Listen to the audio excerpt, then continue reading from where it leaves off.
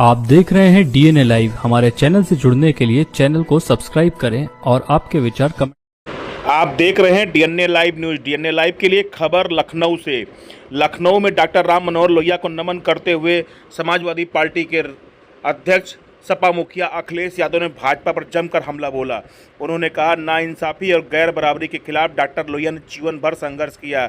हम संकल्प लेते हैं कि लोहिया की सप्त क्रांति के आंदोलन को जन जन तक पहुंचाएंगे। पीडीए समाज को आर्थिक और सामाजिक सम्मान दिलाएंगे।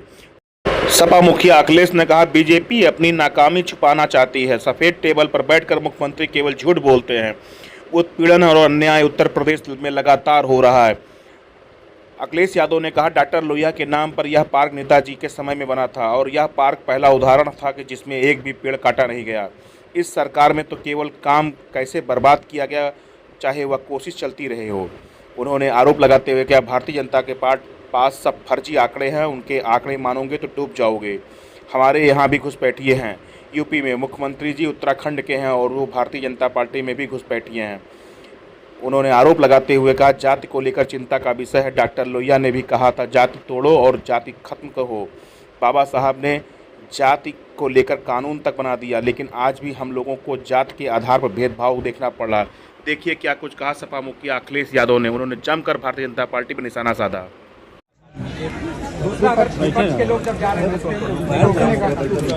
कोई बात नहीं, चल रही यार, लाइव जा रहा है। बीजेपी अपनी नाकामी छिपाना चाहती है और सफेद टेबल पर बैठ करके मुख्यमंत्री काला झूठ बोलते हैं।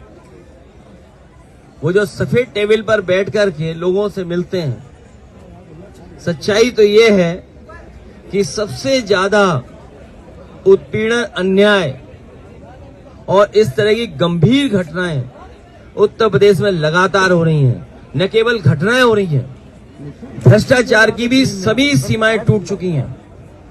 हर विभाग में भ्रष्टाचार बड़े पैमाने पर है और जिन विभागों को उत्तर प्रदेश की जनता को सुविधा और उनकी मदद करनी चाहिए, लगातार 9 साल की सरकार में इनके हर विभाग में लूट मची हुई है। न स्वास्थ्य बेहतर चल रहा है, न शिक्षा के क्षेत्र में कोई बदलाव दिखाई दे रहा है। इसीलिए कल भी हम लोगों ने कहा कि जेपी लोकनायक जयप्रकाश जी ने जो आह्वान किया था संपूर्ण क्रांति का, वो इसीलिए किया था क्योंकि बड़े पैमाने पर बेकारी बढ़ी थी, भ्रष्टाचार बढ़ा था और प्रशासनिक जो लाभ जनता को मिलना चाहिए, न्याय, वो नहीं मिल पा रहा था।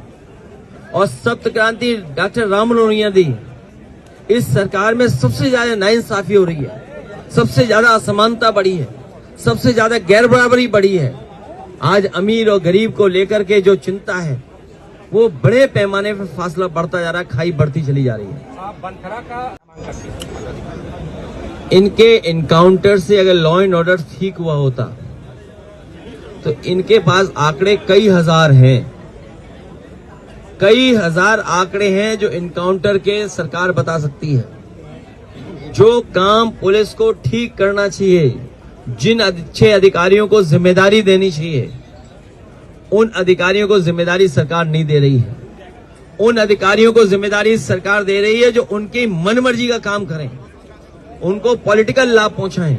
और आपके सामने उदाहरण है कानपुर का। एक व्यक्ति जो जेल में है वो मारा भी जा सकता है। मैंने ये सदन में भी उठवाया था कि ये सरकार जेल में मार भी सकती है, क्योंकि उसमें बड़े पैमाने पर अधिकारी फंस रहे हैं। बड़े बड़े अधिकारियों के आपस में खींचतान मची हुई है, बड़े लेवल के अधिकारियों में। और उसका परिणाम यह है कि अभी भी सरकार छिपाने में लगी है। बड़े बड़े अधिकारी उस साजिश में फंस रहे हैं, एक दूसरे को बचाने के लिए एक दूसरे का सहयोग कर रहे हैं।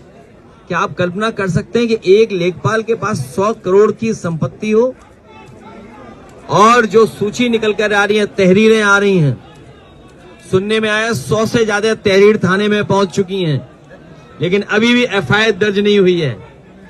और अगर आप लोग भी सच दिखा दें तो हो सकता है आप पर भी एफआईआर हो जाए। तो बंथरा से कितना दूर है कानपुर? 50 किलोमीटर। और ये सरकार तो दावा करती थी कि लखनऊ से हम कानपुर 45 मिनट में पहुंच जाएंगे।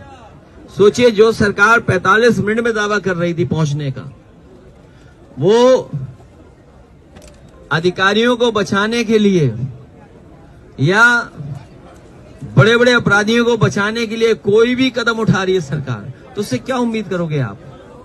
इन्हें काम तो करना नहीं है। इन सरकार को पता लग जाए इन पेड़ों से समाजवादियों को लाभ पहुंच रहा है तो ये पेड़ कटवा देंगे। उसमें हम क्या कहेंगे, हम ये चाहते हैं कि इसी तरह की खुशहाली आए, समाजवादी सरकार बने।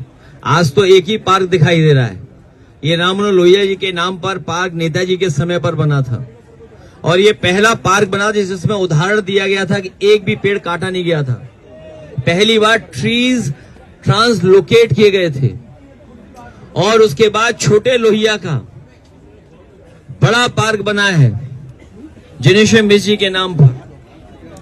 जेपीएनआईसी बनाया जयप्रकाश जी के नाम पर और रिवर फ्रंट लखनऊ की सुंदरता बढ़ाने के लिए बनाया गया था। इस सरकार में केवल काम खत्म करना, रोकना और काम कैसे बर्बाद किया जाए वो कोशिश चलती है।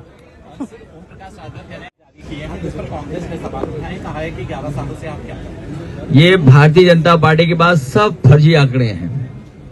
अगर भारतीय जनता पार्टी के आंकड़े मानोगे तो डूब जाओगे आप। जो लोग पलायन के आंकड़े दे रहे हैं, हमारे यहाँ भी घुसपैठी हैं यूपी में। मुख्यमंत्री जी उत्तराखंड के हैं।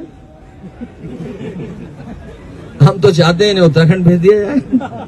केवल यही घुसपैठी नहीं है, विचारधारा से भी घुसपैठी है। ये बीजेपी के सदस्य नहीं रहे, दूसरे के सदस्य थे। आप बताओ किस पार्टी के सदस्य थे वो? तो बताओ भारतीय जनता पार्टी में घुसपैठी हुए कि नहीं हुए? तो इन घुसपैठियों को कब हटाओगे?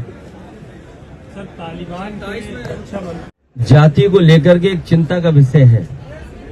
डॉक्टर राम मनोहर लोहिया ने भी जाति तोड़ो और जाति खत्म हो। बाबा साहब भीमराव अम्बेडकर जी ने भी जाति को लेकर के कानून तक बना दिया और आज भी हम लोगों को देखना पड़ रहा है कि कहां जाति के आधार पर भेदभाव हो रहा है और उसकी वजह से जो सुनने में आ रहा है कि उसी की वजह से एक आईपीएस की जान चली गई।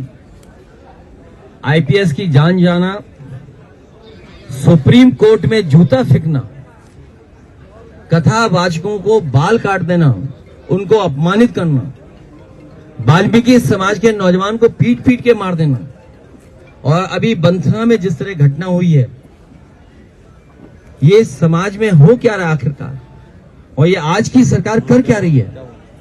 आखिरकार सरकार केवल पॉलिटिकल काम कर रही है, जनता को न्याय नहीं दे रही है, जनता के दुख दर्द को नहीं समझ पा रही। इसीलिए आने वाले समय में आप देखेंगे कि पीडीए के लोग जागरूक हो चुके हैं और आज के दिन जब डॉक्टर राम मनोहर लोहिया को हम लोग याद कर रहे हैं, उनकी सप्त क्रांति को याद कर रहे हैं, तो संकल्प लेते हैं कि पीडीए समाज को सम्मान दिलाने के लिए, राजनीतिक और आर्थिक रूप से उन्हें गैर बराबरी से निकालने के लिए हम लोग जन जन में जाकर के, जनता के बीच में जाकर के समर्थन लेकर के सरकार बना करके पीडीए समाज को और सामाजिक न्याय के राज के स्थापना के लिए हम लोग संकल्प लेते हैं।